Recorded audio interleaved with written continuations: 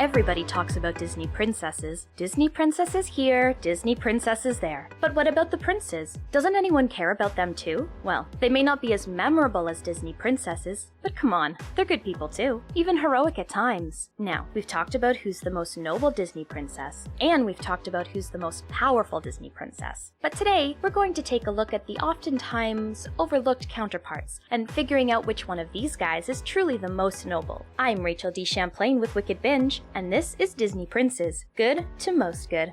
Giving up is for rookies. For this list, we'll be following the same rules that we had for our Disney Princess list. In order to qualify as a Disney Prince, they must be introduced in a film that struck big at the box office. Second, that film must be an animated feature since that is the medium Disney began with. And finally, they have to be some sort of romantic lead or hero in said movie. We tweaked the rules slightly, but the criteria for their female counterparts has always been pretty ironclad, so the same has to go for them. For this list, we'll be starting with the least good and working our way up to the most noble. So let's get started.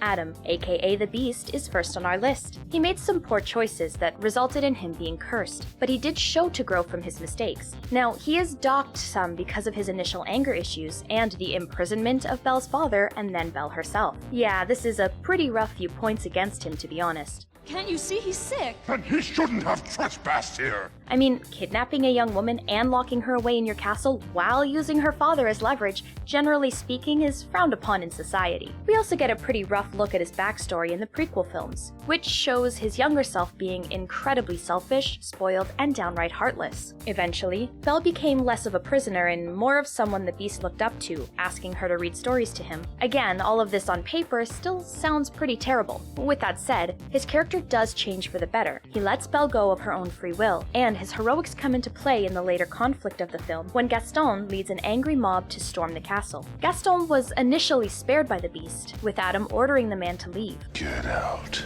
But of course, Gaston wasn't going to be bested. Adam nearly lost his life because he tried to use mercy and kindness rather than killing the hunter, but was saved by Belle's love and the curse being ended. Now, we know there are some that argue this is less of a love story and more of a case of Stockholm Syndrome. For those people, we suggest checking out Tangled for perhaps a more accurate portrayal of that particular sickness. Second from the bottom, Ferdinand was the name given to the prince in Snow White. While a nice enough guy who fell in love too easily, he is also one of the princes that the Disney fandom teases the most for his approach. He's barely seen in the movie, appearing once in the beginning and once in the end. But it isn't just his lack of presence that gets him a low ranking. It's also how he and Snow White get their happy ending, with him swooping in to kiss a girl near death, then leading her off to marry her. It was a weird approach to starting a relationship. Definitely a bit creepy, and we'll leave it at that. Cinderella's Prince Charming is next. Going by the original film, he doesn't do much in the story. He doesn't even have much dialogue save for when he's begging Cinderella to stay. Goodbye! No, wait. Come back. We give him a lower ranking because even in the sequels, he's pretty much out of the loop. We have no doubts as to how much he adores Cinderella, but he's either clueless as to what's happening or is being brainwashed with magic. But it says a lot about his character that he's nice even to people he doesn't gain anything from. He doesn't use his influence as an excuse to be rude. He's considerate to the staff, to Cinderella's family, and he even took to being friendly with the mice his wife is friends with. Thanks.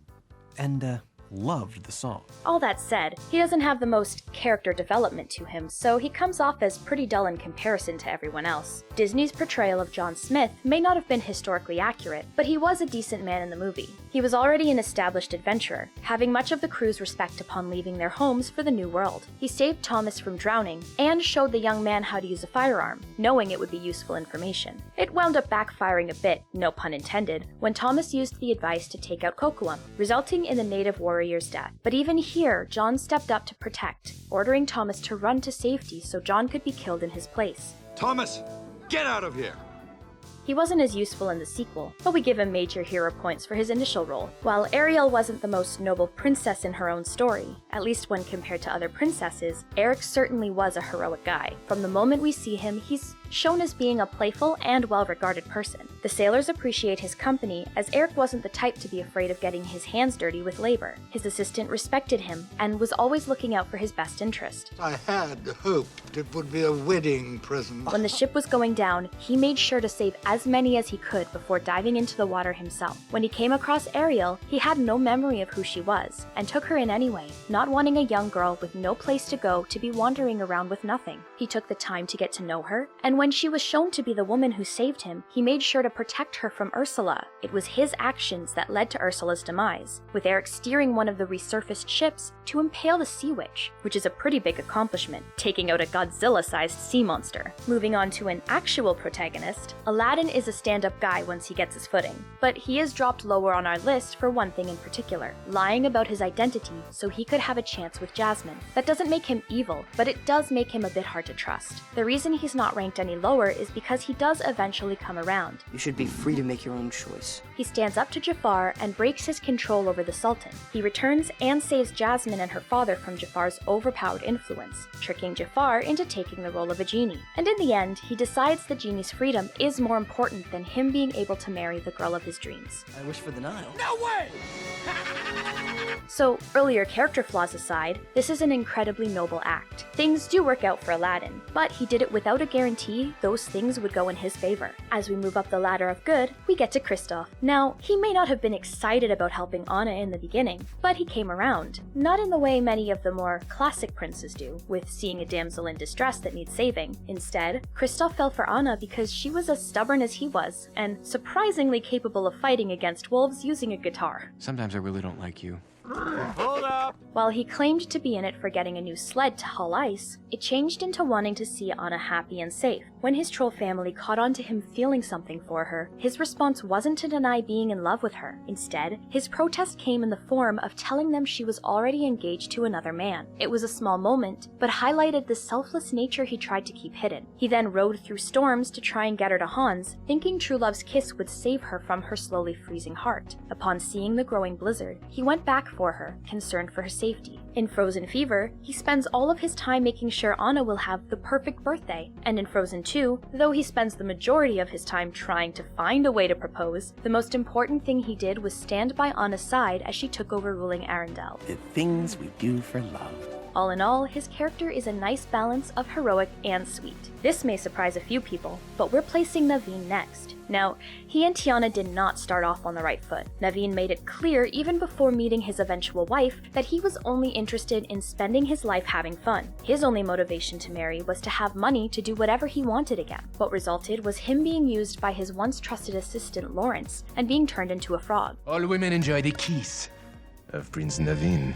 While Naveen still maintained his optimism, it originally made him come off as uncaring and neglectful. As the story progressed, he began to grow, talking to Tiana about how he had everything done for him growing up, and now felt incapable of doing anything on his own. He began to see Tiana as not only a love interest, but as a role model, taking her advice to make more of an effort. He changed all of his plans, deciding he wanted to marry for love and work hard to help Tiana's dream of owning a restaurant come true. When he found out the limited time she had, he was willing to give up his happiness and marry a wealthy girl so that he could fund her dreams, even though it would mean keeping the woman at a distance. You must give Tiana all the money she requires for her restaurant. It was after this revelation that he had another encounter with the Shadow Man that cursed him, and Naveen was left to fight for not only his identity, but his life. It was nice to see him get his happy ending. Once all the madness was over, he was able to marry Tiana and help her achieve her goals, spending the rest of his days at her side, working and making sure they were thriving together. We give Naveen a lot of points for his growth as a character, showing us that sometimes what we thought we wanted in life isn't always what we actually need. Shang was one of the most courageous Disney princes. A trained soldier, he strove to make everyone working under him as strong as they could be. He was ruthless in his training, but that was part of what made him a great leader. After Mulan was exposed as being a woman, he spared her life as thanks for her saving his. A life for a life. My debt is repaid.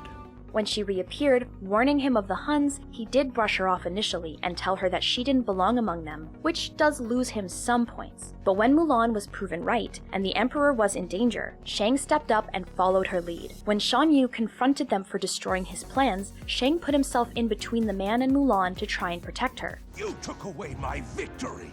Though the sequel wasn't popular, he proved to be selfless then as well, allowing himself to plummet to what could have easily been his death in order to save Mulan. Much like with Eric, Philip wound up being far more of an influence in the story than Aurora herself. While his princess slept, Philip had to deal with being kidnapped by Maleficent and being the one that teamed up with the fairies to face her. He took up the shield and sword the fairies enchanted to slay a magical dragon, and all for a young woman he originally thought was a simple peasant girl. During his time time on screen, he's shown to be charming and strong-willed, which are both desired traits among not only the Disney princes, but the princesses. We had to place him high on our list for his heroics and loyalty to a girl he had only just begun getting to know. Not only that, but also being open with his father that he had to be with a girl he loved and not some princess he had no memory of meeting. We have to appreciate Philip's humor on that last part. Now, Father, you're living in the past. This is the 14th century. Moving on to our Silver Medal of Good, we have Eugene, also known as Flynn Rider. This wasn't too surprising since Eugene's character was actually created using interviews from women on what they considered their ideal man, and Eugene comes through as a very interesting lead in his story. He's comical at times, but is also caring and protective of Rapunzel.